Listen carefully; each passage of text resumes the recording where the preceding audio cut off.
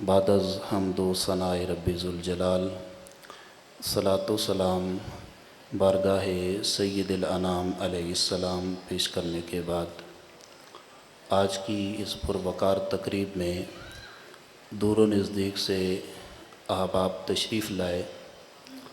یقیناً ہر ایک کا ارادہ یہی ہوگا کہ ذکر مصطفیٰ سے تسکین حاصل کریں گے۔ حضور کا ذکر اہل ایمان کے لیے تسکین کا سبب اور ذریعہ ہے۔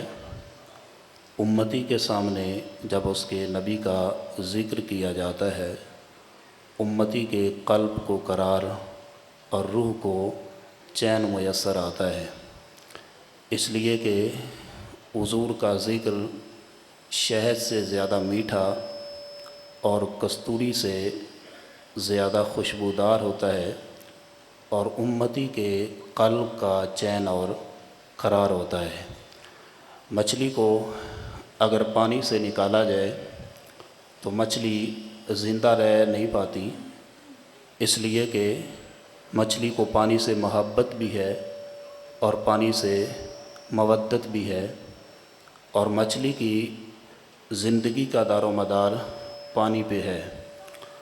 اگر مچھلی کی زندگی کا دار و مدار پانی پہ ہے تو امتی کے ایمان کی زندگی کا دار و مدار ذکر مصطفیٰ پہ ہے۔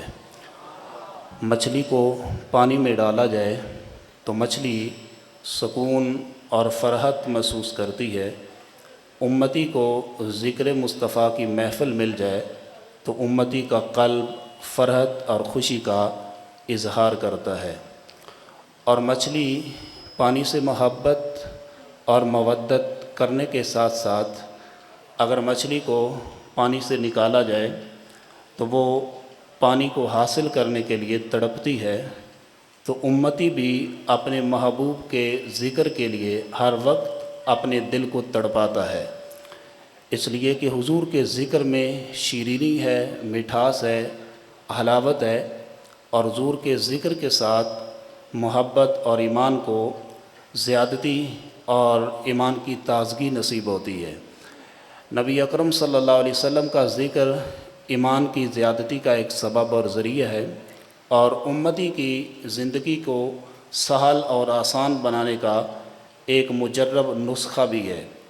وہ کسی نے مجنوں کو دیکھا کہ وہ ریت کے ذرات پہ اپنی محبوبہ لیلا کا نام لکھتا ہے، پھر مٹاتا ہے، پھر لکھتا ہے، تو کسی دیکھنے والے نے سوال کیا کہ عجیب محبت ہے تیری، یا تو لکھو نہ، لکھتے ہو تو پھر مٹاؤ نہ۔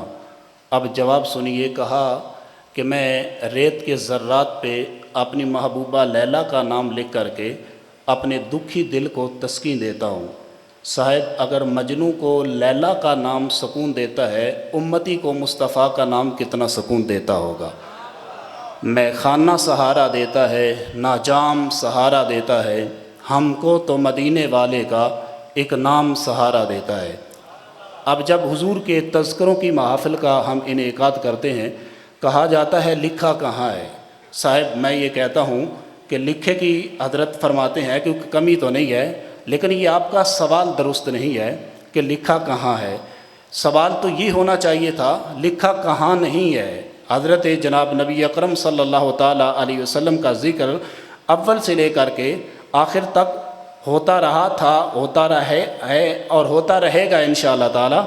تخلیق آدم سے قبل اللہ رب العزت نے ارواح مقدسہ کو اکٹھا کیا، فرمایا نبی و رسولو، جب میں تمہیں کائنات پر مبعوث فرماؤں اور لوگ تمہارا کلمہ پڑھتے رہیں اور اپنی جانیں تمہارے نام پہ قربان کرنے کے لیے آمادہ ہوں، ان حالات کے اندر میرا آخری رسول جلوہ گر ہو جائے تو مجھ سے عہد کرو کہ تم اس نبی کی تصدیق بھی کرو گے، ایمان بھی لاؤ گے، لَتُؤْمِنُنَّ بِهِ وَلَتَنْصُرُنَّ، اس نبی پہ ایمان بھی لاؤ گے اور اس نبی کی نصرت اور استعانت بھی کرو گے۔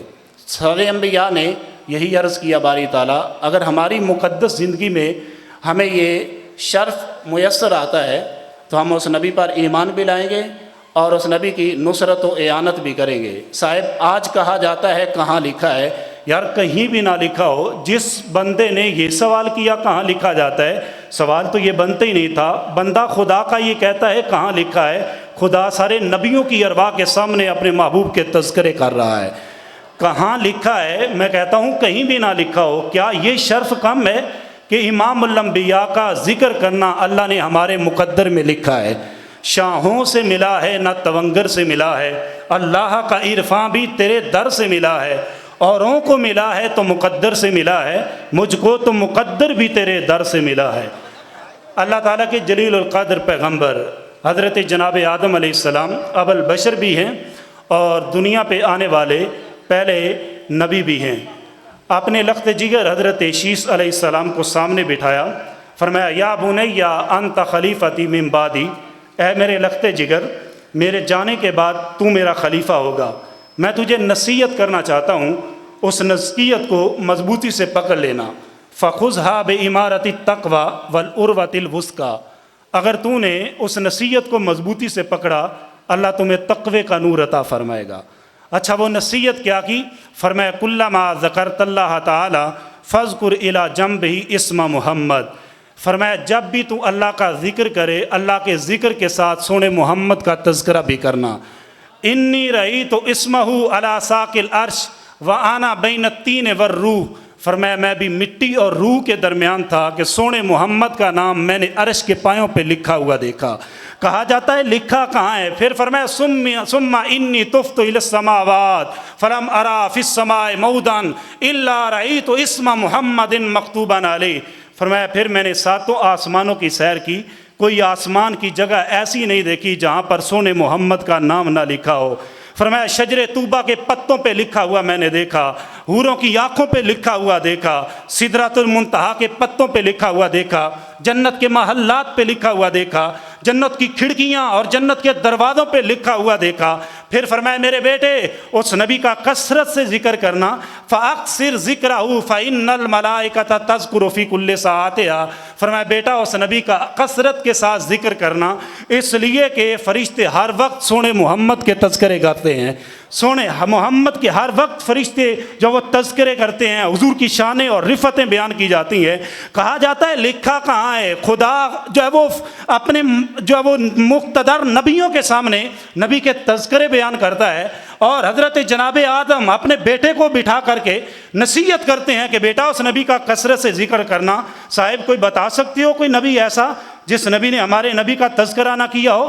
کوئی آنے والا آ کے بشارت دیتا ہے مبشرم برسول یاتی من بعد اسمہ احمد. زمانے والوں سنو، میں تو مبشر بن کے آیا ہوں، میرے بعد ایک آنے والا آ رہا ہے جس کا نام نامی اسم گرامی احمد ہوگا. اچھا اللہ کے جلیل القدر پیغمبر ہیں جناب موسیٰ علیہ السلام، تورات کا مطالعہ کیا، اسم محمد کی زیارت ہوئی. عرض کی باری تعالیٰ یہ محمد کون ہے؟ اب اس اختصار کے ساتھ بھی اللہ چاہتا تو جواب دے سکتا تھا کہ نبی آخر الزماں ہے، لیکن جواب تھوڑا طویل ہے. جواب کیا تھا؟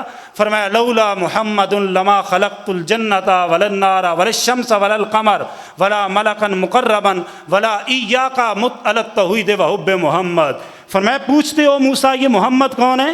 فرمایا محمد نہ پیدا ہوتے، میں نے ان کو پیدا نہ کرنا ہوتا میں جنت بھی نہ بناتا، میں جہنم بھی نہ بناتا. اگر محمد کو پیدا نہ کرنا ہوتا میں سورج بھی نہ بناتا، میں چاند بھی نہ بناتا. اگر اس کو پیدا نہ کرنا ہوتا میں مقرب فرشتے بھی نہ بناتا. اگلا جواب سنیے گا، اپنے دل کے اندر اپنے ایمان کی حلاوت محسوس کرو گے. فرمایا ولا ایاک مطلع التوحید وحب محمد. موسیٰ پوچھتی ہو محمد کون ہے؟ فرمایا سنو، اس محمد کو پیدا نہ کرنا ہوتا میں تجھے بھی پیدا نہ کرتا. اگر میں نے تجھے بھی پیدا کیا ہے صدقہ محمد عربی کی ذات کا پیدا کیا ہے. تو اعلیٰ حضرت بھی بول اٹھے، آپ فرماتے ہیں وہ جو نہ تھے تو کچھ نہ تھا، وہ جو نہ ہوں تو کچھ نہ ہو. ارے جان ہے وہ جہان کی، جان ہے تو جہان ہے. ڈاکٹر اقبال بھی بولے، آپ فرماتے ہیں ہو نہ یہ پھول تو بلبل کا ترنم بھی نہ ہو، چمنے دہر میں کلیوں کا تبسم بھی نہ ہو نہ یہ ساقی تو پھر میں بھی نہ ہو، خم بھی نہ ہو، بزم توحید بھی دنیا میں نہ ہو، تم بھی نہ ہو. خیمہ افلاق کا استادہ اسی نام سے ہے، نبض ہستی تپش آمادہ اسی نام سے ہے. جو چند الفاظ میں نے پیش کیے قابل عمل باتوں پہ اللہ عمل کی توفیق عطا فرمائے.